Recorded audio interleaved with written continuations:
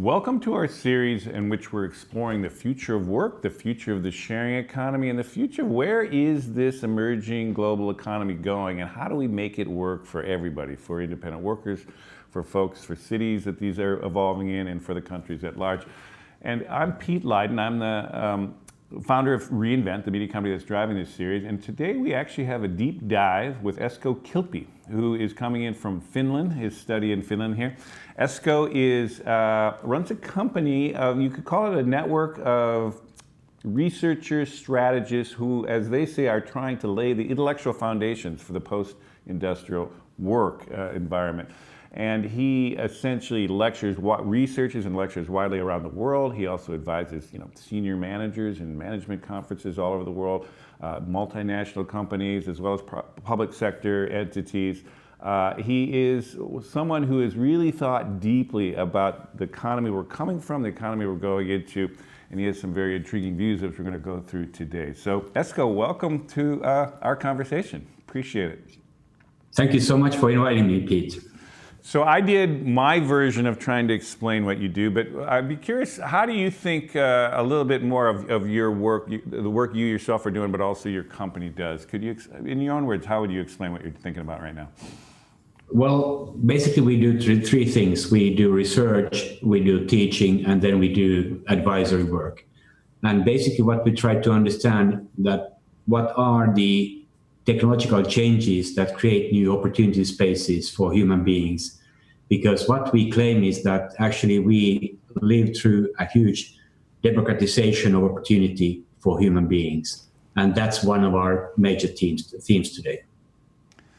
A democratization? You're saying a democratization? Opportunity. Yes.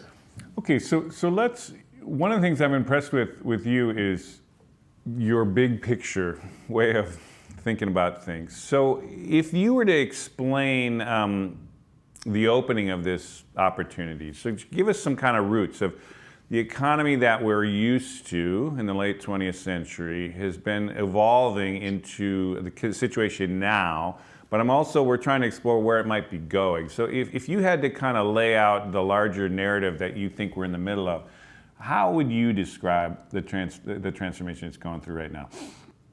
Well, first and foremost, I would like to claim that work itself is not changing. Work has always been the same thing, and work is always going to be the same thing.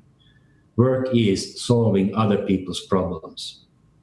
But the way we solve the problems, the way we define the problems, that is changing.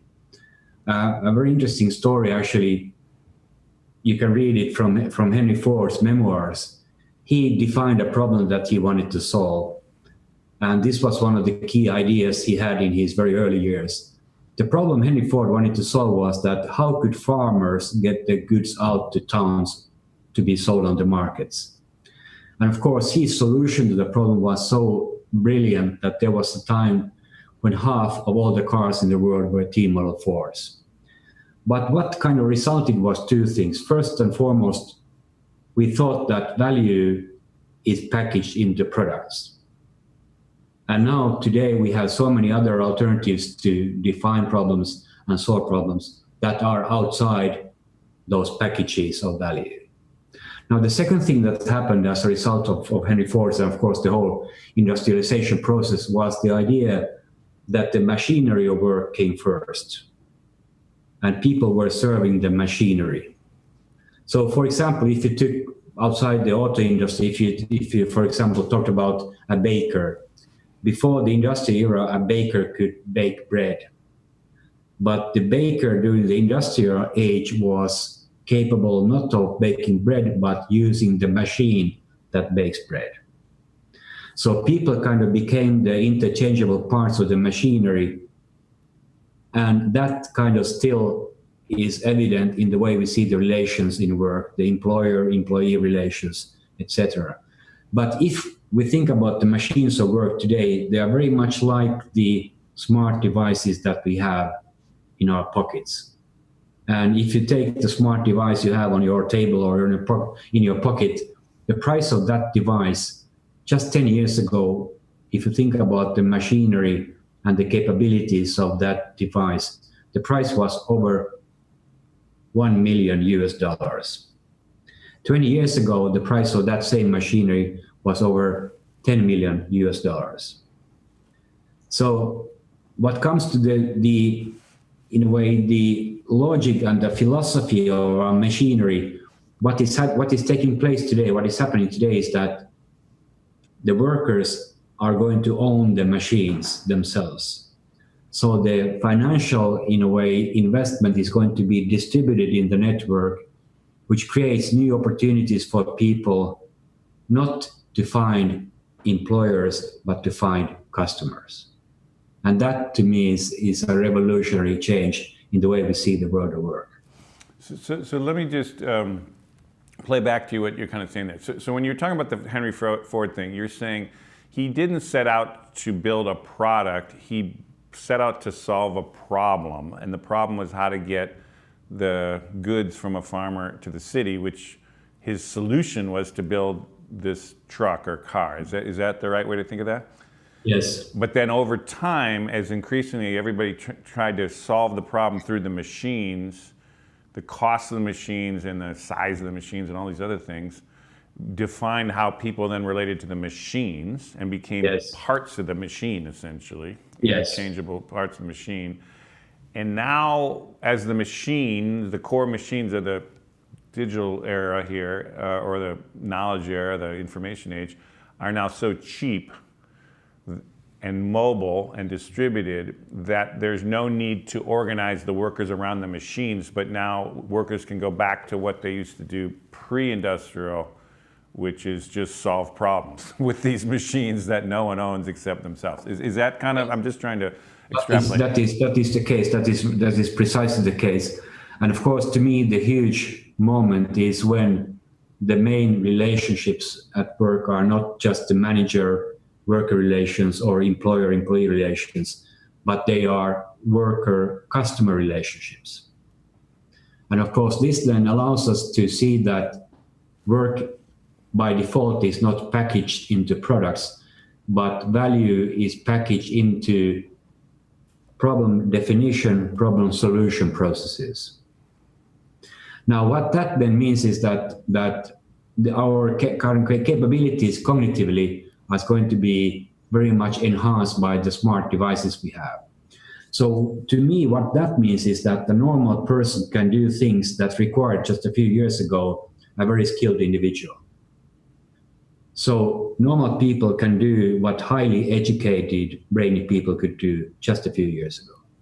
So give an example of that. I understand what you're saying, but give an example, meaning, just say what you meant by that exactly as a good example. Well, perhaps you have to go a bit to the history again, because the idea behind firms was very much the idea that there's friction outside in the markets. And that was the idea that Ronald Coase came up with during the summer of 1932, when he tried to figure out why the heck we have firms.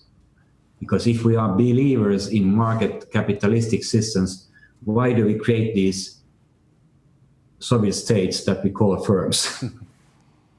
Soviet states meaning centralized, top-down things, yeah. Yeah. So if we are capitalists, why do we create these Soviet states that we call companies? Yeah. So, but his kind of finding was very clever, because he said that, okay, Adam Smith was not totally right when he said that market prices are going to solve overall coordination problems, because there's something else outside the system of prices. There is friction, and that to Adam Smith, not to Adam Smith, but to Ronald Coase, meant that there's communication costs, there's coordination costs, and there's costs that relate to the way we make agreements. And of course, the finding that if there is friction in the markets, then we have to have a system that creates less friction inside the company. And that system was the system of management. The managers were essentially doing what Adam Smith thought could take place in the free markets. Now, this means that in order for us to do things in a clever way, we need to have systems that help us to communicate, coordinate, and create agreements.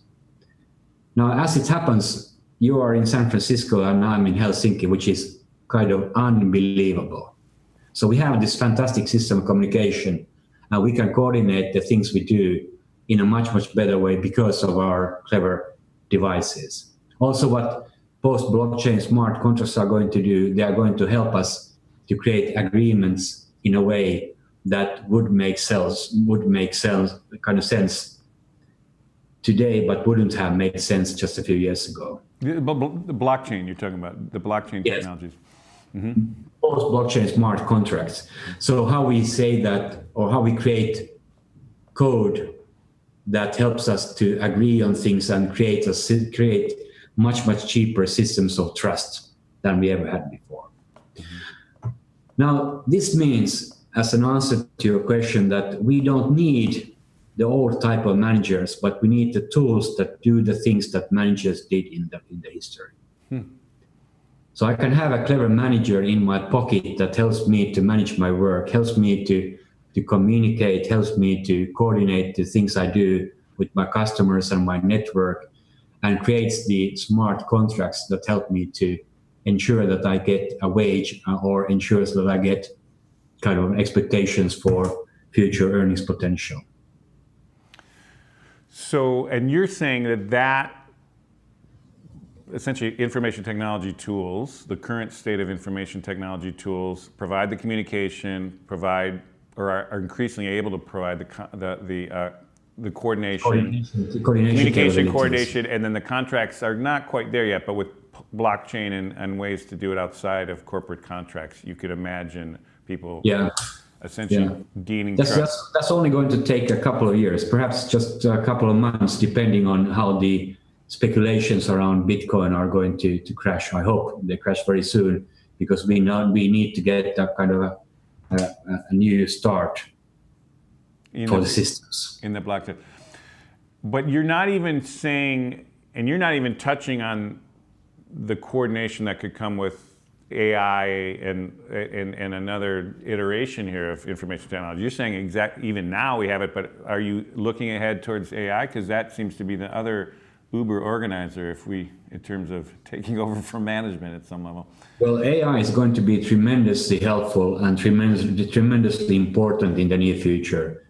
But we don't have the systems yet that would support individual outside our Google searches or outside our Facebook algorithms.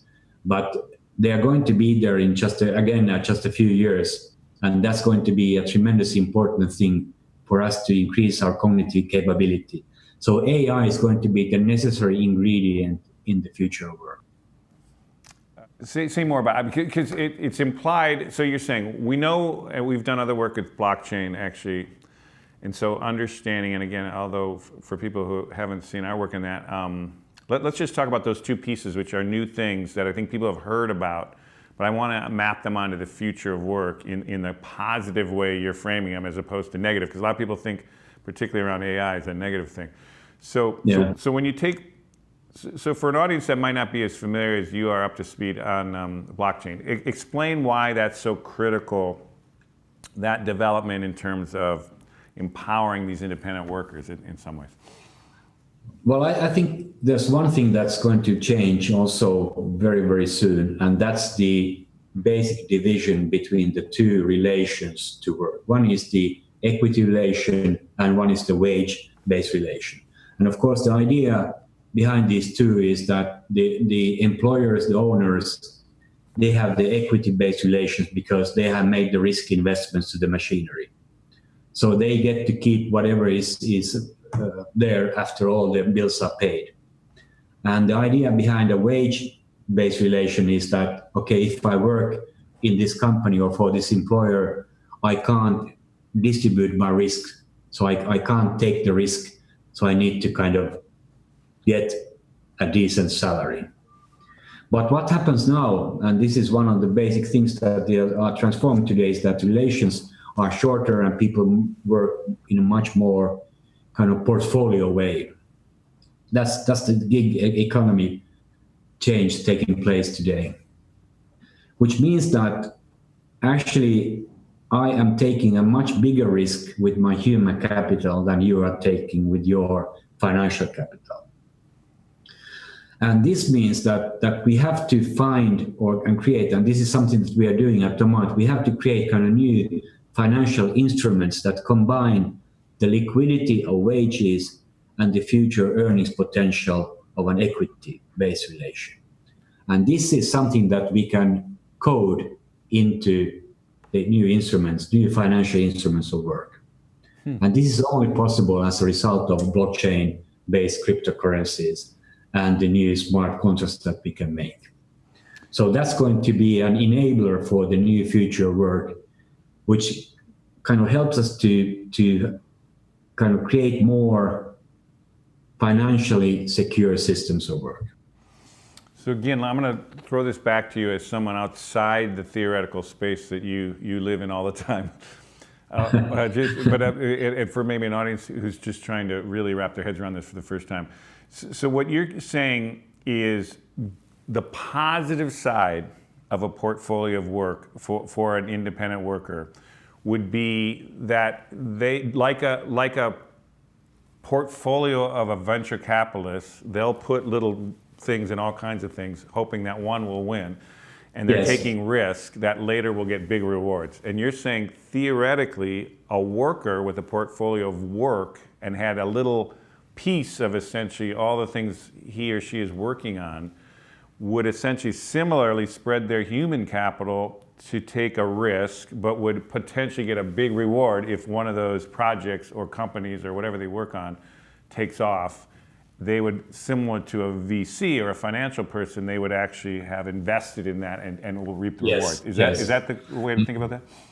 That's precisely right. And as we are anyway going to work in shorter timeframes, that means that if a person retires, then instead of having savings, that person would have a portfolio of investments in all the companies that she has worked with in the past. And that also, from a point of view of the company, means that although you are not working in my company anymore, you have a stake in the future of my company, which means that you do your very best to help the company succeed, although you're not working there anymore. Even though you're outside, yeah, because just like you're an investor, you have something, you're going to going to talk it up and spread the word and do anything, whatever you want to do. But there's one difference here, because I would have a connect link to the company because I have worked there. And this is a separate kind of more engaged approach than an investor would have. Because investors, not all, but many of them play with money as financial instruments, and they are not that keen to understand deeply what's going on in the company. That's of course separate in the VC world. They are keenly interested, but not many of the investors are, because they are kind of buying and selling money. And in this case, we are really engaged in the actual value creation processes in the companies. And the reason blockchain is so important in this, again, I'm trying to interpret it for some people isn't familiar with this, is right now there's no way for workers to get those micro stakes for their work in a large entity.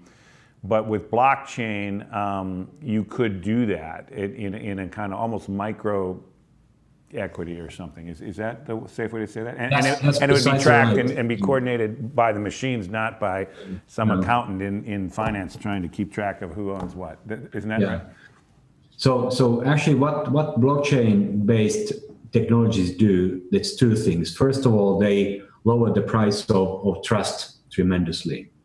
And secondly, they lower the price of these small kind of equity type of transactions. So it's not equity in the sense that we understand equity today, but it's equity like or it's such as equity, but not equity, following the laws we have today. So it's kind of not owning the company, but having a stake in the future earnings potential of the company. Say a little bit more about that. I get it's equity-like, meaning it needs more legal definition in our formal societies or institutions, or you're saying it's not technologically developed enough to be able to do that? Both. So there's a very clear legislations what comes to equity and how things work there. But what I'm suggesting here is that we are going to have a kind of a third type of financial instrument combining aspects that have to do with equity and aspects that have to do with wages. And we don't have that yet. I see what you're saying. But it's doable at some level. It's not like crazy thinking. It's today doable. It's today doable because of the new technologies. And of course, what I again claim is that this is an element that is crucially needed if you want to help people to, in a way, create value and be part of the society. So those are instruments for inclusion in the economy. And this is what we need today. We need inclusive processes. I like that. So there is a lot of people saying, why? So let's say a big tech platform that's has their employees have equity and could reap big benefits from it, but people using the platform who are independent workers or something have no stake in that actual company except just using it. And you're saying for a more, and there's a lot of people saying, well, how can we share the upside of these companies that all the users are actually helping create the value, really, in many ways. And what you're saying is what's needed is some iteration of a different kind of equity stake, probably smaller or more micro and more distributed, but that would incentivize people to feel included in the upside of these companies and the economic wealth distribution that would come out of that. Is that the way to think of that? Absolutely. Because that would solve one of the biggest problems that people are, the backlash against tech and platforms is rooted in that issue. And you're saying it's a solvable one. And blockchain, which is essentially a technology for dispassionately recording whose stake is what, as small as it possibly is, could solve that, basically. Yeah. Also, something that I claim very much that perhaps relates a bit to our earlier discussion is that I don't think that the structure of work is going to be based on the structure of a corporation, but it's going to be based on the structure of the network. And what this kind of means is that if I'm there to solve a problem with my customer, first of all, I need to define the problem with my customer and then solve it. But what if I don't have the means? What if I don't know how to do that? Then I need to see that work is exploration, both what comes to defining the problem and solving it, which means that I need to connect with you because I know that you have done similar things with similar customers somewhere else. So what if I kind of engage you in my process with my customer? Then you are also going to have a small stake in whatever I do. So we are going to be kind of investors in each other's lives through these new technologies. And it's very important to understand that nobody can do anything alone. So we need to have these networks and we need to think together. We need to distribute the cognitive load of work, both technology-wise, as we discussed earlier, and socially, which we take up now. Yeah, it's fascinating. So again, you're pointing out a lot of things that you're flipping on the head, a lot of things. Like people think, oh my God, AI is a bad thing, and we'll get to that in a second, but hey, it could be a good thing for workers. But here you're flipping on the head this idea that people are thinking that corporations are all powerful now, and if anything, they're getting more and more powerful. And really what you're saying here, and again, I'm just trying to read back to you just to clarify what you're saying. You're saying that actually the days of the all-powerful corporation are going away, and that in fact, really what the future is about is these networks of independent individuals working totally outside corporations. Is that a fair thing to say? Well, what I'm saying is that perhaps there are many corporations that are answer to a problem that does not exist anymore. So there are those corporations. There are many of them that kind of have done good work but are not needed anymore. And also I'm saying that we live in an age of huge democratization of opportunity for individuals. So as a result, we are going to have many new forms of value creation that are more network-based and more kind of peer-based. And we are going to see much more of the platforms, the Uber, Airbnb type of platforms, also for more specific uses. So instead of seeing that an individual works for one platform I see that we are going to work with several platforms in the future. And most likely I'm going to have, as a worker, I'm going to have a very small stake, equity type of stake in whatever I do and whatever I used to do for salary. So again, what you're just saying there, so Uber and Airbnb are classic next generation platforms. What you're saying is they're modeling what will be many different kinds of platforms similarly Yes. set up, connecting different communities to solve different problems, Yeah. all through the economy. Is that, Sarah? That also kind of changes the logic, because many corporations made things, and now in low transaction cost environments, it makes more sense to connect things than make things.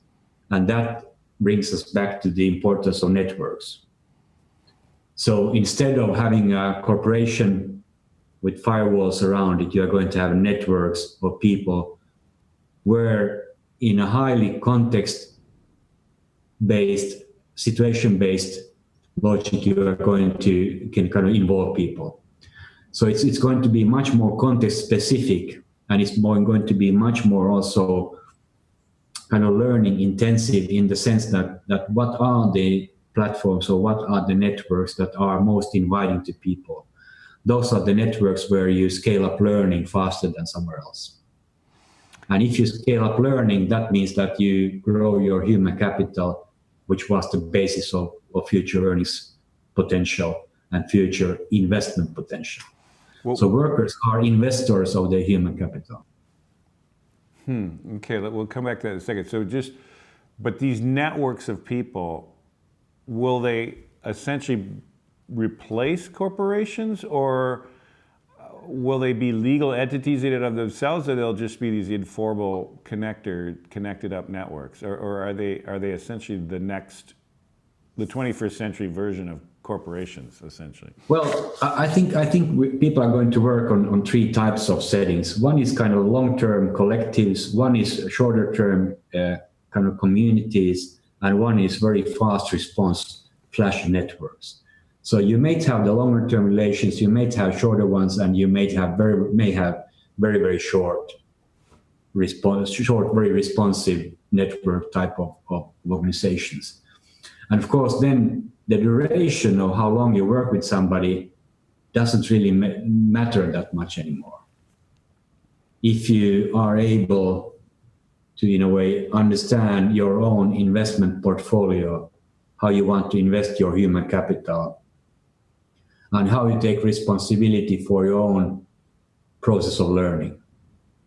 And those are the new roles for human beings or workers, is that you need to take responsibility for things that earlier were the responsibility of your boss or your teacher or your father. Like what? So, I mean, you kind of touched on it, but how would you firm up those things that you are now going to be responsible for? First of all, you are responsible for understanding that work is always an investment. So you invest as you work. Now, what you get back from that investment is not necessarily first and foremost money, but it has to be understanding that the amount of human investment or human capital you have stays and grows. So work needs to equal learning. And so you have to take responsibility for your own learning. And learning then is not something with beginnings and ends. Learning is not something that takes place in schools or universities. Work and learning needs to be the same thing. I got you. And but also, are you implying that you're also going to have to take on the things that companies take on, which is your own, retirement, your own kind of benefit? I mean, that level of kind of specificity, or is that what you mean too? Well, that was the result from the principle of understanding that wage-based relation is not enough. You need to have also this equity type of relation. And then what comes to retirement, it means that you have these equity stakes in all the places where you work. So the new environment. Now, I will say what you're saying there, just to kind of set up here, is you're clear. I can totally see how this works for, let's say, a high-end contracted, knowledge worker now, like yourself, or a lot of people who are valuable, and there's a lot of ways that people would want to connect with you. Do you see this? How do you see this applying as you go lower and lower and lower down through society into lower value, lower wage, what's considered now, or jobs that are more commoditized and less knowledge work? I'd be curious, or is that a different world that's just going to be run on different kind of metrics? Of course, this is a question that we have been asked many times, and we have actually researched this a lot. And first and foremost, there are no low-skilled people. There are low-skilled occupations that are wrongly planned. So the idea with skills... Wrongly paid or wrongly planned, you said? Wrongly planned. Okay, so because of the industrial heritage, we have occupations that are so reductionistic in the way they are done that there's impossibility for anyone to create value. You couldn't do it, I couldn't do it. If we are put into that position, we are going to get a very low salary, you and me. We can't do anything about it. So the question then is that how should we replan the work in order for the work to create more value? And one of the basic things that I already took up was the importance of AI, understanding how these tools can enhance our cognitive capabilities, and how the new work is based on new management principles that are much more technology-based than the management that we used to have. So this is also a reason why you can't have the old relationship between a manager who tells you what to do and the worker who obeys the instructions of the manager. You have to be able to plan your work, and then you have to have the technologies that help you to plan your work. And you have to be able to learn as you go. You have to be able to reflect, and that's also where other people and tools are going to help you. So it's a kind of an increasing, or it's a process of increasing the value of what is being done. And as a researchers, we can actually claim and we can prove that it applies to any work. There's no work in society where this kind of approach is not applicable. But let's get concrete on this, because you're talking theory, and it's definitely mapping on my mind what you're talking about. But you're talking about, so you're saying, again, I'm just trying to replay this back because it's a very different argument you're making here that most people would not make. But it's an interesting one. So what you're basically saying is the low wage jobs, let's say, janitorial work, or home health care for old people's homes, or making hamburgers in a fast food joint or something that is not paid well. You're actually saying it's not so much that those people aren't valuable or could be more creative or could do more things or could create value differently, but it's the structures of those industries or the kind of social classification of those things we're not going to pay well that is really the problem, not the fact that these people are not talented or educated. Is that true? Is that what you're saying?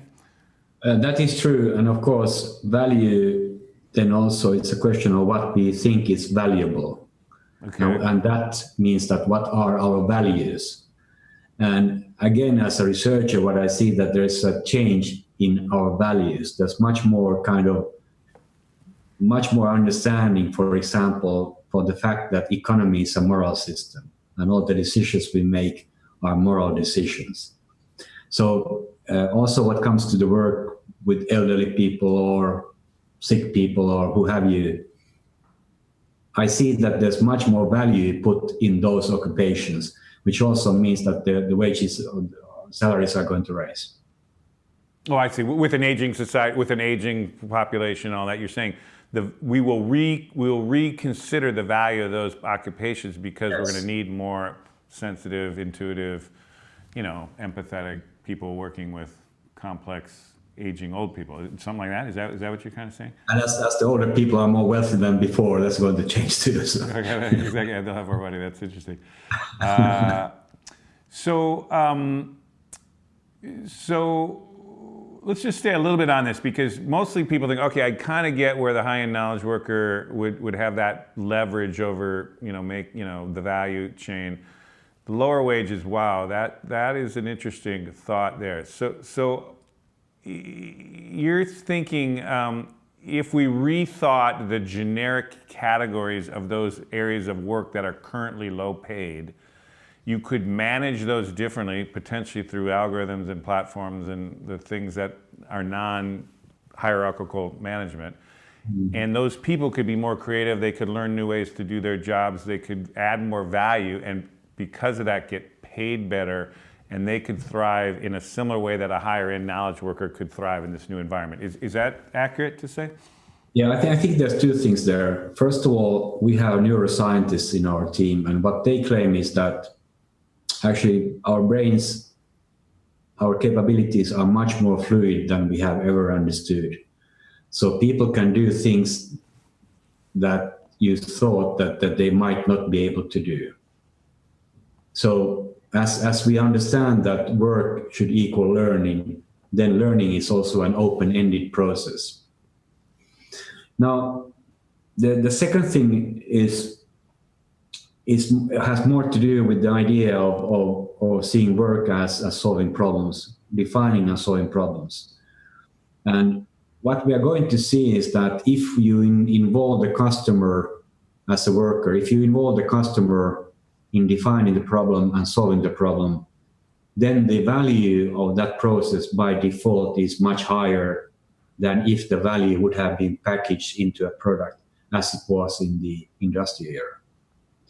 So there's potential in much, much higher value in the new forms of work. And again, please remember what I claimed was that we need these cognitive tools to help us. And essentially what that leads us to claim is something that I claim very, very strongly, is that there is no high value work and low value work. There's no knowledge work and manual work. There's just work. And everything we do can be done in a more valuable way. Everything we can do. So again, to make that concrete, you're saying if a customer, an aging old person, wanted to solve their problem of lonely, getting old in my home and I need help, a worker who could actually solve that problem, even with didn't have a higher education or didn't have whatever the advantages that a knowledge worker would have, let's say, could still engage in a relationship there to specifically solve that specific problem in creative new ways that would be very valuable for that customer, the old person, and would be creative and interesting for that worker. And the value that got created there would be higher than if you went to an old folks home and you were kind of put in the system of the old, room. Yes. In the old folks home. Is that the way to think of that? Absolutely. And of course, much of the work that people do today are described through processes and can be described algorithmically. And that work, or the work that can be described algorithmically, is going to be done by robots, by automation, by tools. So also it's kind of evident that there's a lot of people who do wrong things today in the processes of work. And if we think about the process today in much of work people do, it's about repetition. It's about doing the same things with different customers. But what we know today is that one customer, if the product is the same, the service is the same, one customer experiences less value, another customer experiences more value. So value is not in the service, value is not in the product, but value is in the experience of the customer. And what that means is that work then should be understood, as I said before, as much more context specific. So work is context based. And if I have a chance as a worker to plan with the elderly person what we are going to do in her situation, which is a bit different than we work in another person's situation, then we by default create more value. Got it. No, that makes sense. So let's talk a little bit more about, I don't have my, oh, here I do. You keep raising your smartphone and putting it to your head here. Talk about why is that, or talk more about what you mean by that and why that's so essential. And when you raise it up there, are you talking about the current, smartphone connected, video conferencing across the world, or are you talking about AI virtual assistants, that are coming that will essentially connect that old person to that worker and solve a bunch of stuff that right now we don't know how to solve? Well, I think these tools are tremendously important because much of the way we have understood work is based on our own experiences, our own skills, or instructions done by somebody else. But as we have the new technologies, as we have the new intelligent tools, the room for exploration is much, much wider. And I can get experiences, I can get advice, I can get support from anywhere, which by default then again creates more potential for creating value in this specific situation. And this is something that you can't do physically. This is something you can't do on your own. You need other people. And of course, spreading or widening the circle means widening your opportunity space. So it's not just the people in your physical proximity, it's the people in the wider network that you use to increase the value of your work and make an incentive also for them to be part of your work. And you're saying, again, by implication, the idea that we could video conference between Helsinki and San Francisco for nothing, like zero money. Well, I guess the tools we had to buy originally. But that's the kind of thing that opens that scope up so tremendously today. But what you're saying is if we had AI, that if I never would have known you, and I would have told my AI, I need to find a guy who I can talk to about, this future work in this kind of terms, and they would have said, oh, you want to talk to this guy, that would have solved the problem for me in a way that I never would have imagined because I just, is that what you're saying? Absolutely. And then that happens with everybody in the economy. If that's happening with everybody in the economy, the thing is just blowing open the whole economy at some level. And then connecting with me just for 5 minutes might have been enough for you. And something that we study is a system where we could have 10 million people joining somebody just for 10 minutes. Now think about it, you have an organization that has 10 million people working for you. What could you do? And the thing is that we can't imagine that, but AI could. Well, say more about that example, because why would that be so? Explain what you mean by that. I guess I didn't totally understand your point on that. Well, first of all, if you would need, for some purposes, a very big organization, you would need to go through a lengthy process of recruitment and agreements and systems. But what we can do today, following your example that you connect with me, now we are spending an hour, but what if you would have spent something like 5 minutes? I would absolutely claim that I could give you 5 minutes any day if you asked me for 5 minutes. And if you ask 10 million people for 10 minutes of that time, they would give it to you. If the purpose is valuable, if it's morally interesting, if it's inviting. So scaling up this kind of systems is tremendously easy. But now what we need to do is understand what kind of value systems would, in a way, would benefit for having 10 million people joining you for a very short duration of time.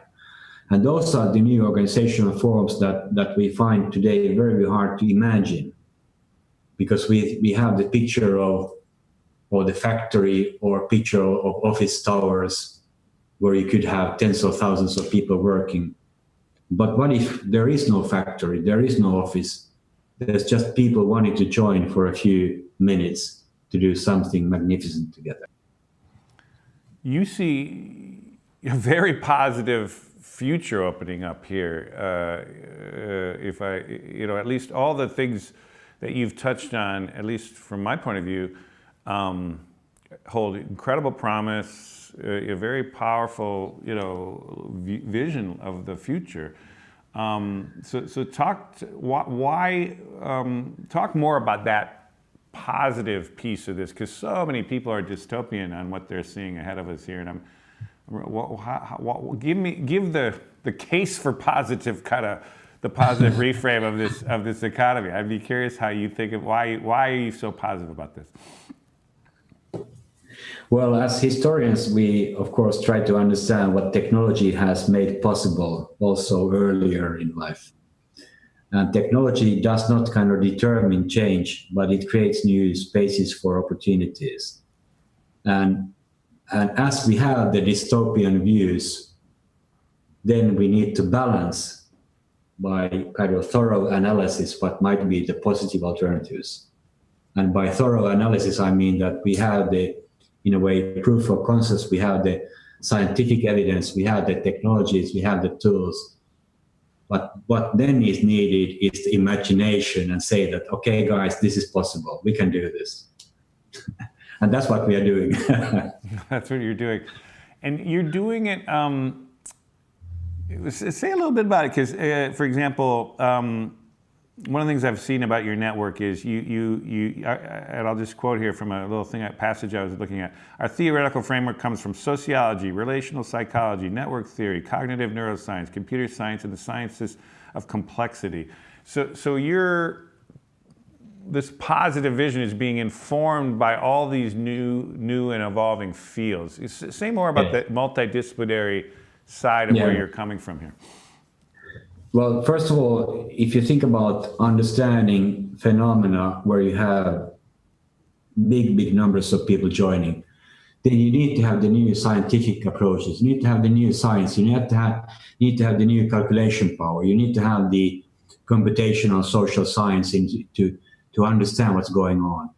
And also understanding that the relations between people are not linear in the sense that management was built in those if and then kind of sentences. We need to understand that we are non-linear, we are complex, and all human systems are complex. And for us to understand that, then you need to take metaphors and approaches from the sciences of complexity.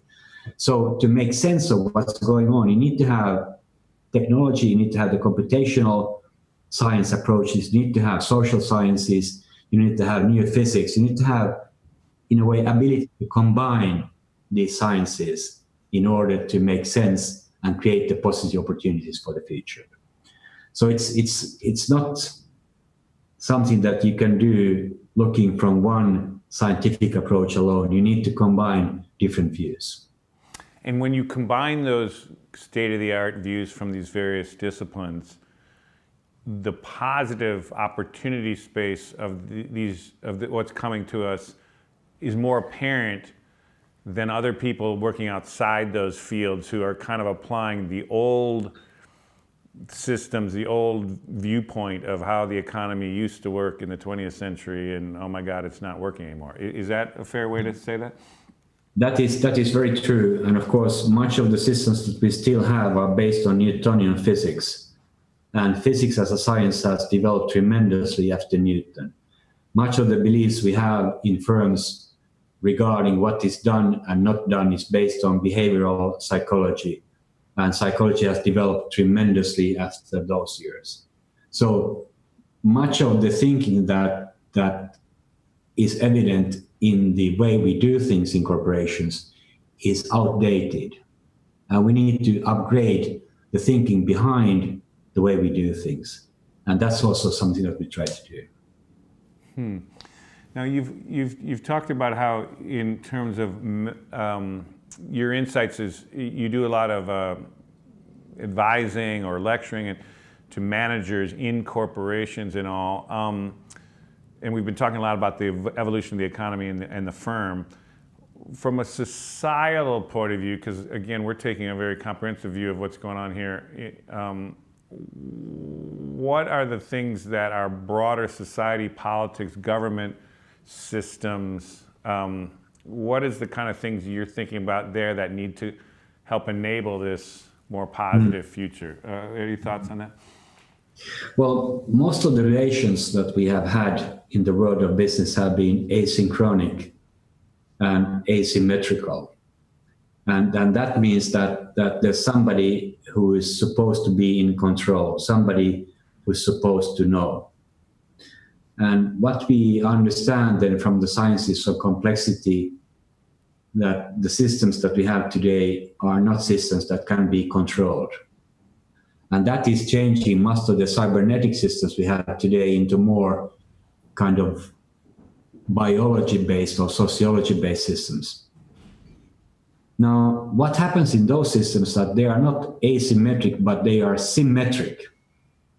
And symmetry in the world of human beings means democracy. The funny thing is that most of the research we have in firms is based on asymmetric relations, manager-worker relations. And there's not enough understanding of symmetric relations, meaning democracy. And this is one of the reasons why the politics is such shambles today, because we don't have enough understanding how to work with people in situations that are chaotic and complex. We still think that, okay, somebody needs to be in control and somebody supposedly is. But if there is nobody who's in control and nobody can be in control, then we need to work together. Then we need to work in interaction. Then we need to understand, in a way, new ways of decision making that are based on highly interdependent systems. And this interdependence is one of the key themes that we work with. Actually, to the point that we say that work is interaction between interdependent people. So it's always highly relational. And now just understanding the relations from a democratic, symmetric point of view is one of the lacking pieces of the puzzle. And that's highly important for us to understand very, very soon how that would work in a much better way than it does today. And you've certainly laid out the problem set, as you say, defining the problem is a big part of it. But are you saying we've got a lot of work there? So you're not as confident, or let me put it this way. It seems to me you have more confidence in where the theory is evolving in the kind of business management and the economic relations than perhaps in terms of this democratized decision-making in a more public space, or is that not true? I'm just trying to understand. Well, the public space is at least in Europe, is still very much a kind of a zero-sum game. Somebody is in power and somebody isn't in power. And the people who aren't in power, they are doing their very best to, in a way, destroy the people who are in power. And the system in network science and the system in firms is understanding that life is not a zero-sum game. Life is a plus-sum game, which then means is that what happens in cooperation or it doesn't happen. So it's not about survival of the fittest in a competitive way of understanding it, but it's survival of an environment in a cooperative process. And this is something that society-wise is not really understood yet, but it starts to be understood in corporations. And many of the leading firms today see that they are going to be the political, in a way, actors of the future. They are going to be the ones who take the moral responsibility, as the political system is not able to do it. Firms raise up to the occasion. But we're very interested in to what extent business must lead in terms of the politics of what's going on. And you know, you mentioned Europe. I mean, it's, my God, it's happening here in the United States in spades, as you know. But say more about that. Meaning, you think the most advanced thinking is emerging in kind of more enlightened corporations that could become more political or model more for politics? Or say more about what you mean by that. Well, it's going to be a different approach to politics. So in a way, the party politics system was based on this zero-sum game where somebody is in power and somebody isn't in power. But what happens in firms because of the network approaches is that it has to be a win-win game. So it's a plus-sum game. And then the ideas behind that plus-sum game, in a way, the new rules have to be based on morals. So economy is a moral system, and all economic decisions are moral decisions. And that leads, or has already led many corporate leaders to say that, okay, we are going to be the political agents in the future. We need to understand what we create, not only from an economic point of view, but from a societal point of view. So as we work with our customers, so I'm working with you, my dear customer, but also I have a second customer, which is the society. I always have two customers, the society and the viable future for society, and you, my dear customer.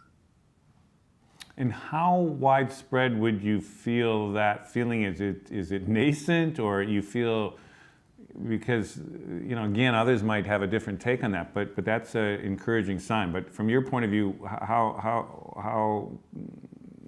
how prevalent is that thinking now? Well, I see that as one of the most rapidly happening trends, rapidly raising trends in society at the moment. I see that everywhere in the world, leading corporations and leading leaders, leading managers are thinking this way.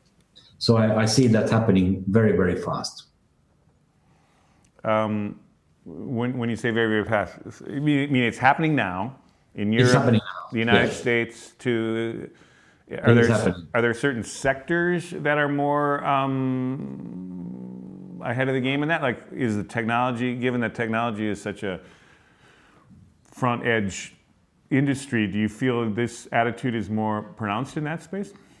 No, I don't see that as being sector specific or industry specific. It happens in many industries today. Of course, it's nascent in the way that it's not the mainstream approach still, but as the changes are so rapid, I'm highly optimistic. So, and when you say in the near term, like what kind? Are you talking in the next 5 years, 10 years, or that you feel that that'll become more the norm of next 2 years? Next 2 years. Next 2 years. Yes. And what's driving that transformation, or what's pushing that? I think there are kind of two crises that are happening today. One is the crisis of democracy, and one is the climate crisis. And very many leaders in management spheres, in corporations, see that unless we can, work with these two crises in an efficient way, it's going to be bad for business. Mm-hmm, mm-hmm, mm-hmm. But also bad for the world. I mean, also bad for everybody else, but bad for business. So there's an economic need for that. That's interesting. So, well, unfortunately, we're getting to the very end here of our hour-long conversation, which has been totally fascinating on so many levels. But given that we ended with two emerging crises, the crisis of democracy and the crisis of climate, which, for sure are mind-boggling challenges, how optimistic are you about how this is going to play out, and at what kind of even speculative timetable would you say we might get through this or not? I'm curious.